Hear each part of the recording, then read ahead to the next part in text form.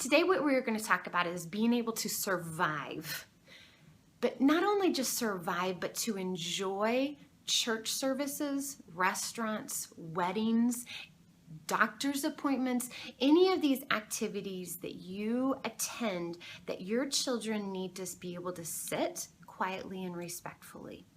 And I have 17 tips. Can you believe that? 17 tips that I'm going to cover with you today to help you survive. Now, if you see me with our 4 children out and about in a restaurant, in a doctor's office, in church, you're going to think, ooh, why is she talking about this? Her kids can be crazy. And you're exactly correct. I do not have this all figured out, but I can share with you what I've done wrong and what I've learned along the way. So I hope that you can take these and apply them. We all want to go to restaurants. It's a break away from cooking. There's no cleanup and there's no mess. And then when we go out with family and friends, it's fun to have that fellowship. And when we're traveling, sometimes we don't have a choice. We need to be able to stop in a restaurant. And church is the same. We go because we want to be fed. For fellowship with others, we want to be encouraged, but also we want to learn. The Bible is very specific that we need to attend church. But restaurants, attending church, those things cannot happen when we have whiny, crying, loud children who have the wiggles. Because we can't focus and we can't enjoy the opportunities that we have. So these tips are going to help you be able to enjoy restaurants with family and friends and with your children, and be able to go to church and be able to focus on what your minister and the worship time that you have, be able to focus on what is going on around you. First tip. Set realistic expectations. Think about the age of the child. Think about the personality of the child. Every young child, I believe, can learn to sit quietly and be respectful. Now, some of those children, it takes a lot more effort and a lot more work to make it happen. But I do believe that children can be taught to sit quietly and respectfully during church. And also in a restaurant, but you need to set realistic expectations. Has your child had a nap that day? If your child hasn't had a nap, you're probably setting yourself up for failure. So you might want to reschedule that night with friends and do it the next week. You also want to choose kid-friendly restaurants. If you are not in the habit of visiting restaurants a lot, I would suggest that you not go to a restaurant like Melting Pot with a 2-year-old, because Melting Pot is one of those restaurants that we learned takes a very long time to eat a meal. So choose things to help everybody be successful. And then you want to set realistic expectations for that child. Secondly, you want to agree with your spouse on what is acceptable. Can the child move from chair to chair? Are you going to allow the child to sit on the floor or in your lap? What happens if the child doesn't obey? If you and your spouse is not in agreement on this, you're already setting the child up for failure. You need to decide as a couple what you're going to allow or not allow the child to do. The number one tip I'm going to give you today, the number one tip is keep the child in the chair. Do not allow the child to walk around. And this is especially important in restaurants. I have learned many, many times, as long as our children stayed in their seats, behavior was 900 times better. Once we allowed them to remove themselves from their chairs, that's when we had problems. So I would encourage you and your spouse to agree that the child needs to stay in the high chair or stay in the chair. And with some children, depending upon their age, it could also be that the child has to stay in your lap, which is fine, just you don't want to let them walk around. Okay, the next one is you want to start small and work up. As I stated, Melting Pot, probably shouldn't be your first restaurant if you haven't taken your children. You want to start with something that is fast food. You can order in advance, get seated quickly, and leave quickly. With church, you probably don't want to attend a 4-hour church service. You want to start small and gradually increase the amount of time. Next, lessen the sitting time. Whenever a child can move and make noise, let them move and make noise. So don't have them sit longer than what they have to. Here's an example. Let's say that you begin your church service with worship time. Don't start the toys and don't start writing and drawing and snacks during worship time, because the child can be a little louder during that time. They can also stand up and sit down. So during worship time, point out the words in a hymnal or point out the words on the screen to the child. Listen to the songs on CD at home so the child is familiar with the songs that you will be singing at church, and then they can sing along. So put them into an opportunity where they can succeed by just not having them have to do as much. At a restaurant, pre-order if you can. I've been told at Chick-fil-A that you can go through the drive-thru and order and ask them to have your food placed on a table. And then you go around and park, bring all your children in, and when you get into the restaurant, your food will be on the table. You're setting your children up for success. Activities to do. I encourage you to allow your children to do activities if it is going to be a long time. Now, some people feel like children should sit during the church service and listen. And that is a personal opinion. And again, this needs to come to where you and your husband agree. But in my opinion, that is a lot to ask of a child. Can the child do it? Yes, they can be trained to do it. But I also know that children learn a lot while they are coloring. They do not have to just be sitting to learn. So I encourage you to choose activities for them during church or at a doctor's office or at a restaurant that they only do during those special times. Don't have activities that they do on a regular basis. So you want something special. And this could be I Spy books. This could be a dry erase board and marker. Color Wonders are wonderful. We allowed our children to do markers during those times because we didn't do markers at home. So it was extra special. You can use the ABC Jesus Loves Me Bible coloring workbook and pull out the coloring sheet that coincides with what the pastor is preaching on. So that pulls the learning in 2 different levels.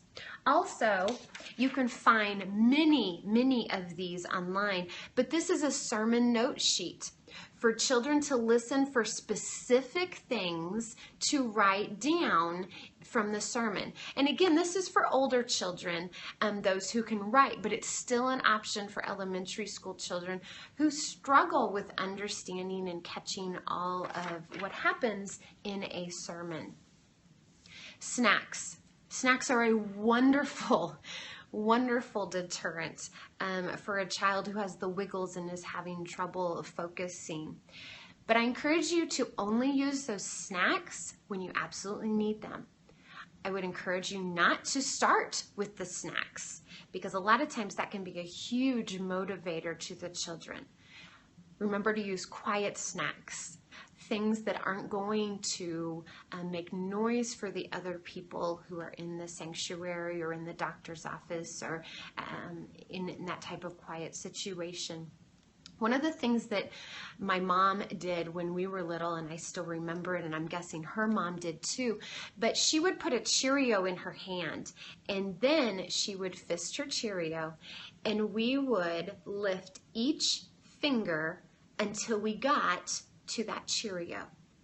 Now, first of all, it was a great fine motor skill, and it was a very quiet activity, but it also took time for us to open those fingers for every single Cheerio.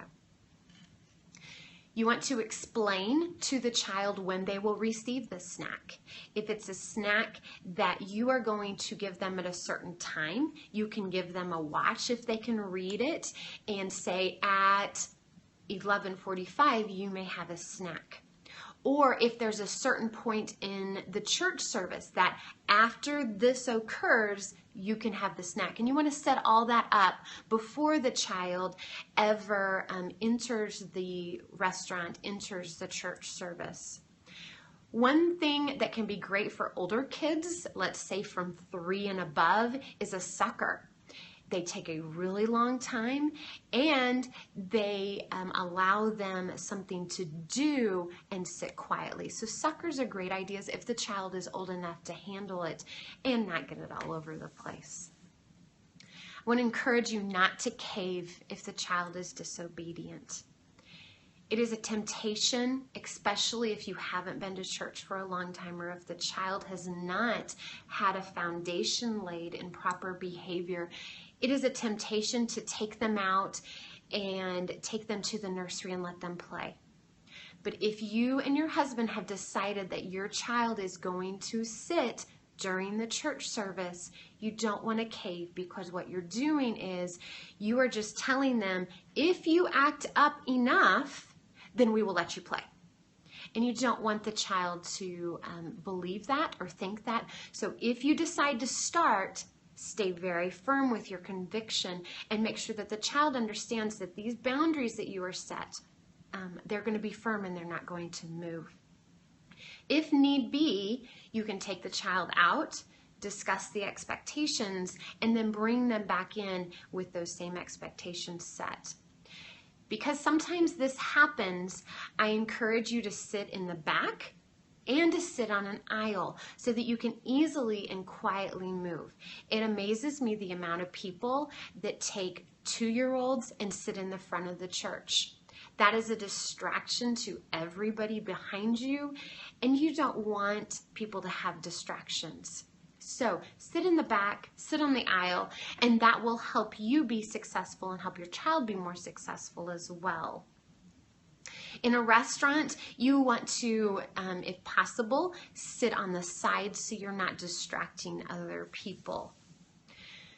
The next one is to discuss appropriate consequences for misbehavior so that the child understands what will happen and that your spouse and you are in agreement on what will happen if a misbehavior occurs. The next tip is one that you might not expect, but you need to attend regularly. If church is something that is important to you, which I hope it is, you need to attend regularly. Do not come to church 1 week and then skip 6 weeks and expect your child to be able to behave during a sermon, because they don't have that consistency and you're not building those expectations. If your child is on the spectrum or has ADHD like our 2 kiddos do, one of the things that I would encourage you to do is use sensory toys or use a rice bag, and this is one that are beans, and this is filled with beans. And when we are eating, I just place it on little man's lap, and that just gives him that little bit of weight to remind him to stay in his seat. And this is something that can easily be taken to church or a restaurant to help the child. With Bubs and with, well, more with little man, not so much with Bubs, but with little man, it is incredibly helpful if I just rub his back. That is calming for him. And so if your child, if that's something that calms them, have them sit beside you. And when they start to get fidgety, just place your hand on your back, on their back, and rub it. And that can calm them down.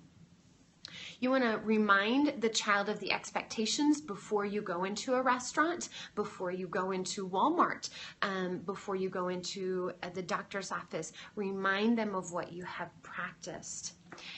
The next one is one that I really don't want to tell you because that means I have to follow it myself, but mommy needs to be tuned in. Mommy needs to be paying attention to what's going on. And when I get in a restaurant and I'm with my friends and I'm finally able to talk and share and listen and giggle, sometimes I just want to tune out my kids because I just want a break. But we as moms can't tune out our kids. We need to stay focused on what our kids are doing, because then we can put out little fires before they become really big fires. We need to know where our children are at all times, and we need to be able to see them, because we want to help our children be successful, and we want to keep them from harm's way. When I am talking to another adult, it is not unusual for me to just move my body so that I make sure that my back is not towards my children, so that I can see them at all times and be able to know where they are. Now with my children, I tell them that they are to keep me in their focus so that they are not getting too far, and I place the responsibility in their hands, but I still want to make sure that I am seeing my children for safety, and then also to help them make the best possible choices. Okay, all of these things that we've talked about thus far, all 13 tips that I've given you, they must be instilled at home before they will ever occur outside your four walls. You have to set the expectations. If your child does not respect you at home and listen to you at home, they're not going to do it outside the home. If you entertain your child with TV and video games, I don't care if they're educational, if you entertain your child with TV and video games, they are going to be unable to sit quietly at church. They're not going to be able to sit quietly at a doctor's office while a doctor is speaking to you. I have a post on our Out of Sync Life blog called Teaching a Child to Play Independently. And in that post, I take step by step of how to teach your child to entertain themselves, which is exactly what you need them to do in a restaurant or in a church service, because you can't communicate with them and still respect everybody in the room or in the congregation. So one of the ways to do this is to role play at home. And Peanuts wanted me to use his very favorite puppy. And so what I want to show you is kind of how to role play this at home and set the foundation at home so you can practice, and then you can put it into play when you're out and about. So you can use a doll, you can use their favorite stuffed animal, you can use Lego men, whatever you wanted to do, but you want to pretend to be in a restaurant or pretend to hold church. And you're going to explain to them and their favorite stuffed animal what is acceptable and what is not. You're going to explain to them also why they are supposed to do this. We are quiet at church so that everybody can learn about Jesus. We are quiet in a restaurant because people have paid to come and have a relaxing time at a restaurant and eat good food. And we are respectful to others because that is what God has called us to do. And then after you do that, you're going to switch roles so that the child is going to be the mom and the dad, and their stuffed animal, or you, is going to be the child. And so you want the child to explain what you just said about the expectations. So here's an example. Let's say a church scenario, and we have little puppy here, and we're going to explain. So I'm going to say, Peanut, church is ready to start. I want you to explain to Puppy how he is to obey. And every once in a while you want to interject into his conversation and ask questions like, well, why do we do that? Because you want to give purpose, not just a bunch of rules, but purpose to why they are doing these things. Then before church, you're in the parking lot and you can get right on eye level with the child and say, do you remember how good Puppy did when we were sitting through church at home? He did great. I want you to do the same thing today, and I want you to remember what you told Puppy. And I know that 30 minutes is a really long time to sit, so we're going to cut down the time and we're going to make it a little easier. Today, I want our goal to be 15 minutes. And I want you to color for these 15 minutes and look at your books. And as soon as that time is up, you and I are going to sneak out and we're going to go get a drink. And then talk to that child while you go and get that drink and explain the expectations again. And then we're going to come back into church. And you're going to praise the child for great success. And you're going to encourage the child because you know that they can be successful. And you're going to reward them with a short little break. And then come back in. And then slowly increase that time so that the child is then sitting in for the entire 30 minutes or whatever is needed. One of the things that you can use is a sticker chart at home. You can use the opportunity that if you do what is expected at church, we're going to go out to eat after church. You know, reward them for the positive behavior. It's hard, and especially if the expectations haven't been set from the beginning. 2 more things, and then I'm going to take your questions. First of all, there is a wealth of knowledge sitting in your congregation. There are grandmas in there who 25 years ago were in your exact same spot. And let me tell you, 25 years ago, the expectations were even higher for children and behavior. Talk to those grandmas. Ask them to help you. Not to do it for you, but to help you. Sit down with them. Say, hey, can we sit in the back? Will you sit in the back with me and my child? And will you teach me how to do this? Watch everything they do. And most likely, with time, you're going to be able to do those exact same things. Just like with the Cheerio. Such a very simple idea. But it can be huge for a child who is needing to sit there quietly for an extended amount of time. Ask for help. These women would love to. Many of them, their grandchildren aren't nearby, so they don't have grandchildren to love on, and they would love to love on yours. So ask them for help. And last, and this really is the most important one, pray. Ask God to give you the wisdom to know how to provide boundaries at home for your child to be successful at church, restaurants, doctor's appointments, weddings, funerals, and all those points that they have to go to. The Holy Spirit will help you. I promise, if you listen, the Holy Spirit will help you.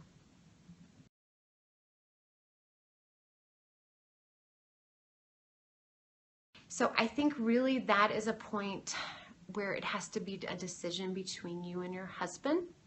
And I think it also depends upon the church that you go to.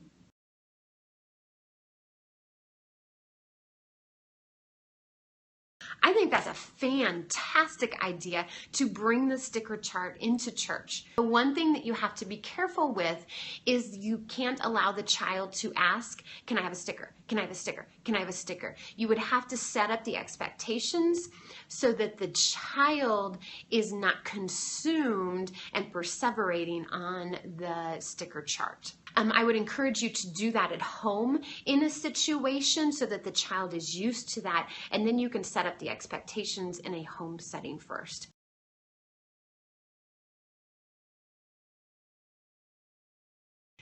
Every single thing that I've talked about, whether it's for restaurants or for church or for doctor's appointments, the expectations have to come from home. Set the foundation by starting with the child reading books on your lap, and make sure that the child understands that they cannot get out of your lap until you have finished the book. So right there, you're setting up boundaries that mommy is deciding when you can leave. And so then in a church service or in a restaurant, the child understands that they can't just get down every time that they want to, that you've set the expectations.